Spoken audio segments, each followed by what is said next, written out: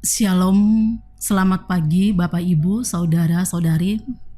Selamat berjumpa kembali dalam Renungan Harian Toraya, edisi Rabu 23 April 2025. Kita bersyukur oleh karena pemeliharaan dan penyertaan Tuhan, sehingga pada saat ini kita masih diberi waktu dan kesempatan untuk menikmati hari baru, hari karunia Tuhan. Mengawali segala kegiatan kita hari ini, mari bersama-sama mengambil waktu sejenak untuk belajar firman Tuhan.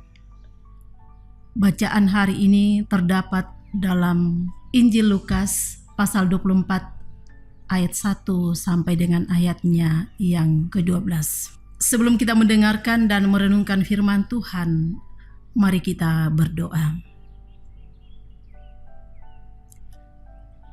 Bapa kami yang di sorga, pada pagi hari ini, sebelum kami memulai semua aktivitas kami rindu membaca dan merenungkan firman-Mu.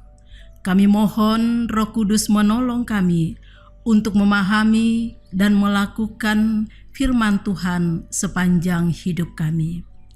Berfirmanlah ya Allah, kami siap untuk mendengarkan. Dalam nama Tuhan Yesus Kristus, kami berdoa. Amin. Injil Lukas pasal 24 ayat 1 sampai dengan ayatnya yang ke-12 tentang kebangkitan Yesus. Pagi-pagi benar pada hari pertama minggu itu, mereka pergi ke kubur membawa rempah-rempah yang telah mereka sediakan. Mereka mendapati batu sudah terguling dari kubur itu. Dan setelah masuk, mereka tidak menemukan jenazah Tuhan Yesus. Sementara mereka termangu-mangu karena hal itu, tiba-tiba dua orang berdiri dekat mereka memakai pakaian yang berkilau-kilauan. Mereka sangat ketakutan dan menundukkan kepala. Lalu kedua orang itu berkata kepada mereka, "Mengapa kamu mencari Dia yang hidup di antara orang mati? Ia tidak ada di sini. Ia telah bangkit. Ingatlah apa yang dikatakannya kepada kamu ketika ia masih di Galilea, yaitu bahwa Anak Manusia harus diserahkan ke tangan orang berdosa dan disalibkan, dan bangkit pada hari yang ketiga." Teringatlah mereka akan perkataan Yesus itu. Setelah mereka kembali dari kubur, mereka menceritakan semuanya itu kepada ke-11 rasul dan kepada semua saudara yang lain. Perempuan-perempuan itu ialah Maria dari Magdala, Yohana, Maria ibu Yakobus, dan perempuan lain yang bersama mereka. Mereka yang memberitahukannya kepada rasul-rasul. Namun bagi mereka perkataan-perkataan itu seakan-akan omong kosong, dan mereka tidak percaya kepada perempuan-perempuan itu. Sungguh pun demikian, Petrus bangun lalu berlari ke kubur itu. Ketika ia menjenguk ke dalam, ia melihat hanya kain kafan saja. Lalu ia pergi dan bertanya dalam hatinya, apa yang kiranya telah terjadi. Amin. Hari ini kita dituntun dalam satu tema. Saksi pertama, kebangkitan Kristus. Lan bahasa Toraya nakwa kita mo lamendadi saabi kamalim bangunanna Kristus. Bapak Ibu, saudara-saudari kekasih Tuhan, semua orang tentu menginginkan kebenaran diungkapkan dalam setiap persoalan, berita, dan atau penyampaian informasi lainnya. Karena itulah peran saksi dan isi kesaksian terkadang menjadi salah satu yang sangat diperlukan dan menentukan. Tetapi kita juga sering mendengarkan bahwa seringkali dalam memutuskan kebenaran sebuah kesaksian sangat bergantung pada siapa yang berbicara, status sosial, pengaruh kekuasaan dan kekayaan, dan lain sejenisnya.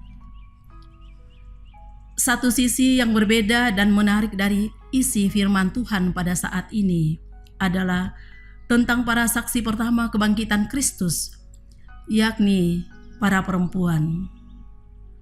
Oleh perkenaan Tuhan, mereka menjadi orang-orang pertama yang menjadi saksi peristiwa kebangkitan Kristus. Hal ini bertolak belakang dengan budaya Yahudi pada zaman itu, di mana perempuan seringkali tidak diakui sebagai saksi dalam pengadilan. Demikian juga dalam aspek sosial lainnya, perempuan tidak mendapat tempat sebagaimana kaum laki-laki. Perempuan, apalagi yang sudah menjadi janda, selalu menjadi simbol kelemahan manusia. Namun, narasi Injil Lukas menempatkan perempuan sebagai saksi pertama dan utama kebangkitan Yesus. Sejalan dengan perhatian Yesus pada kaum yang seringkali dianggap rendah dan terpinggirkan. Peristiwa Paskah adalah milik dan untuk semua orang tanpa memandang status sosial. Di tengah kecenderungan manusia untuk mengkotak-kotakkan sesamanya, momen Paskah selalu mengundang semua orang untuk merasakan sukacita kemenangan Yesus atas maut. Termasuk mengundang orang-orang yang dianggap lemah dan dianggap tidak penting oleh sesamanya.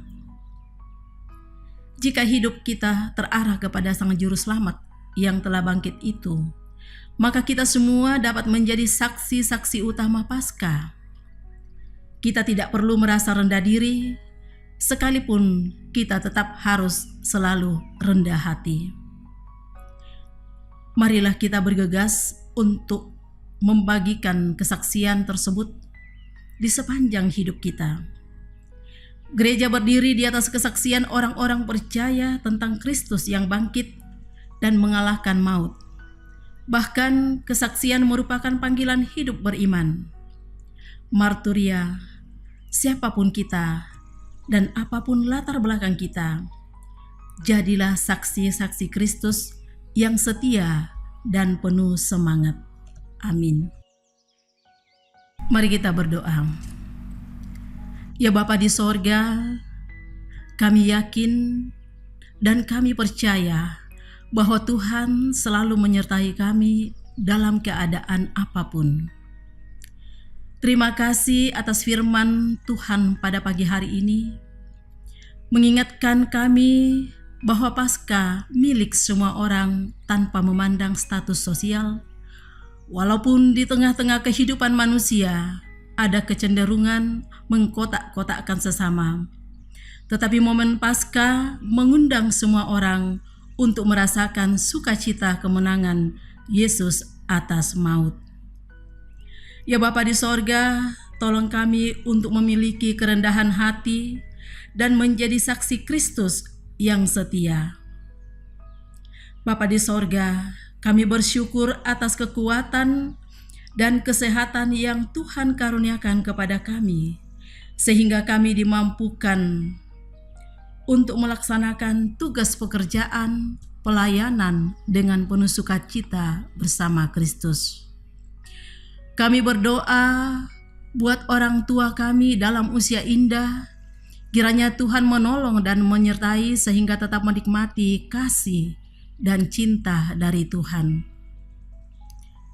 Kami berdoa Tuhan, sertai anak-anak kami semua dalam tumbuh kembang mereka, dalam bangku pendidikan, bahkan dalam pergaulan sehari-hari. Kiranya Tuhan selalu menjaga dan melindungi anak-anak kekasih kami.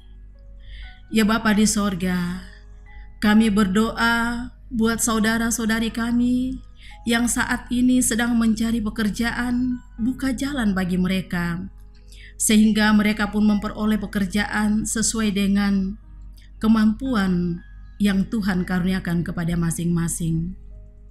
Bapa di sorga, kami serahkan seluruh kehidupan kami hari ini. Tuhan menolong kami dan menyertai kami dan memberkati kami. Roh Kudus tetap bersama kami. Dengarkan dan ampuni dosa kami. Dalam nama Tuhan Yesus kami berdoa. Amin. Demikianlah renungan harian Toraya pada hari ini dari Jemaat Lahairoi Balikpapan Kiranya kita semua tetap setia mendengarkan firman Tuhan dan senantiasa diberkati oleh Tuhan dalam menjalani hari-hari di kehidupan kita. Sampai jumpa pada renungan harian berikutnya. Tuhan Yesus memberkati. Shalom.